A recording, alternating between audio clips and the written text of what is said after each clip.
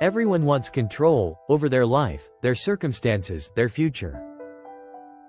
But there's one thing that defines true mastery: control over your emotions. Because let's be honest, most people aren't in control of their emotions. Their emotions are in control of them. One rude comment, one bad message, one disappointment, and they spiral. They snap. They worry. They react.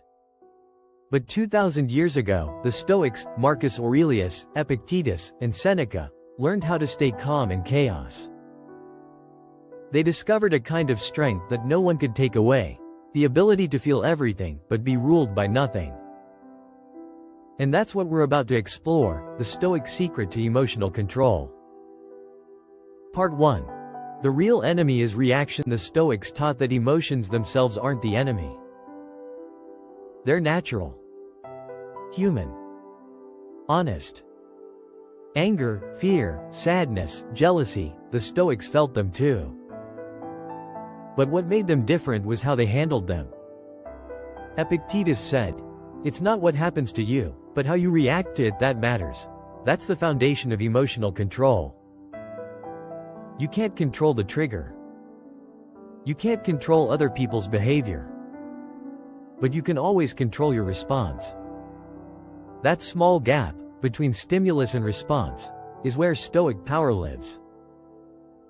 The problem is, most of us skip that gap completely. We feel something and we become it. We don't say, "I feel anger."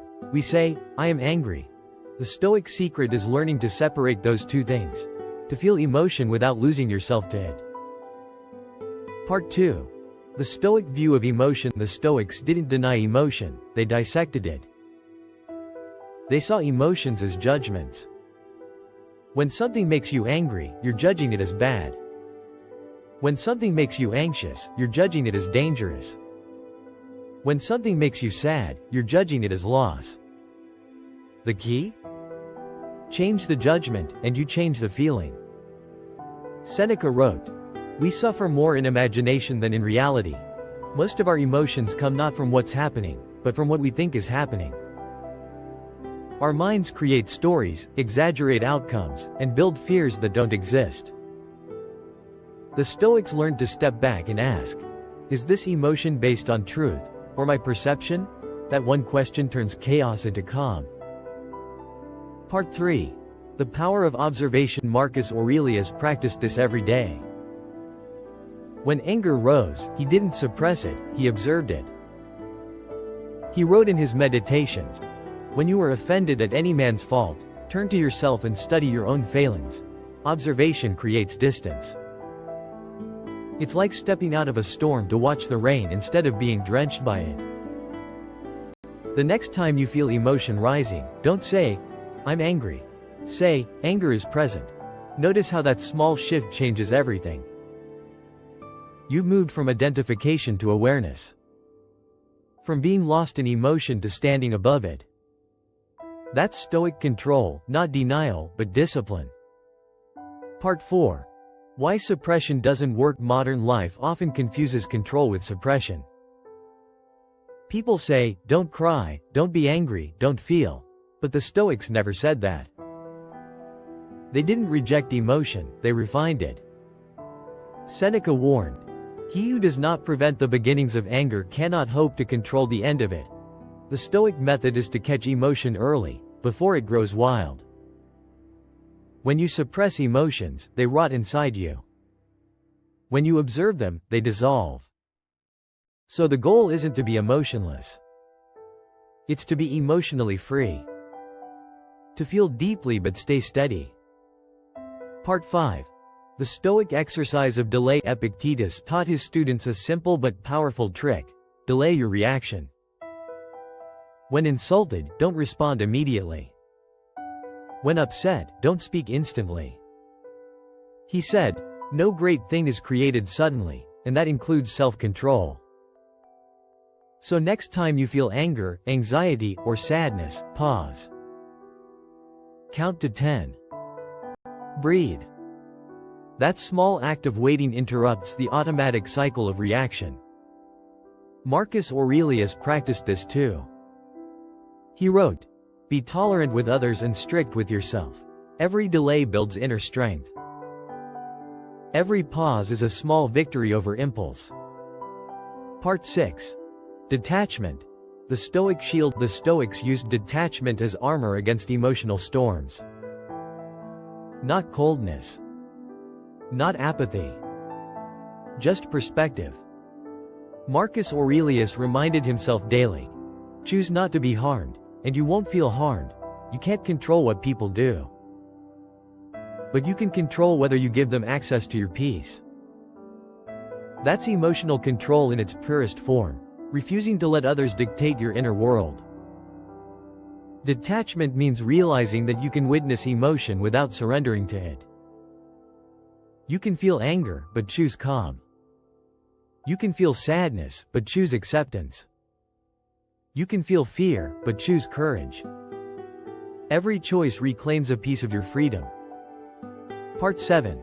The Stoic technique of perspective. Here's a Stoic exercise that can instantly calm strong emotions. When something feels overwhelming, zoom out. Marcus Aurelius used to imagine the entire earth from above, cities, people, arguments, wars, all fleeting. He'd say to himself, "Look at how small the things are on which we set our hearts. When you see your problem in the vastness of life, it loses its power." That's not minimizing, it's clarifying. Anger fades when you realize how brief life is. Fear fades when you see how temporary moments really are.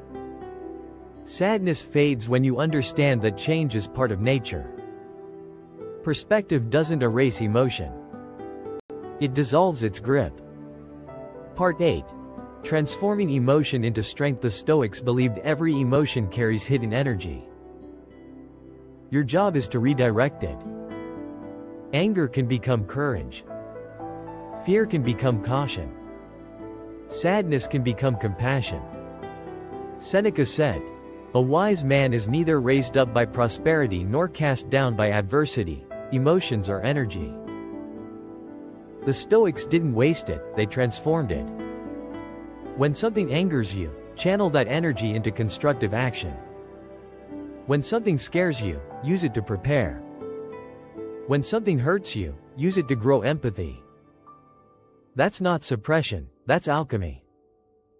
Part 9. The practice of emotional reflection. Every evening, the Stoics practiced reflection. Seneca would review his day and ask, "What emotion controlled me today? Did I act with patience or impulse? How could I respond better tomorrow?" This habit of self-examination sharpened awareness and made emotional control easier over time. Marcus Aurelius did the same. His journal wasn't a book of philosophy. It was a record of emotional training. He used his own struggles as lessons. That's what Stoicism really is, not perfection, but practice. Part 10. The Stoic way to lasting peace. Epictetus said, "There is only one way to happiness, and that is to cease worrying about things which are beyond the power of our will." Emotional control begins when you realize that most of what you react to isn't in your control. You can't control people's words, only your interpretation. You can't control life's events, only your response. You can't control outcomes, only your effort. And once you truly accept that, peace arrives naturally. The Stoic secret isn't about being unfeeling, it's about being unshaken. A calm mind doesn't mean a cold heart. It means a strong one that feels deeply but remains steady through all of it.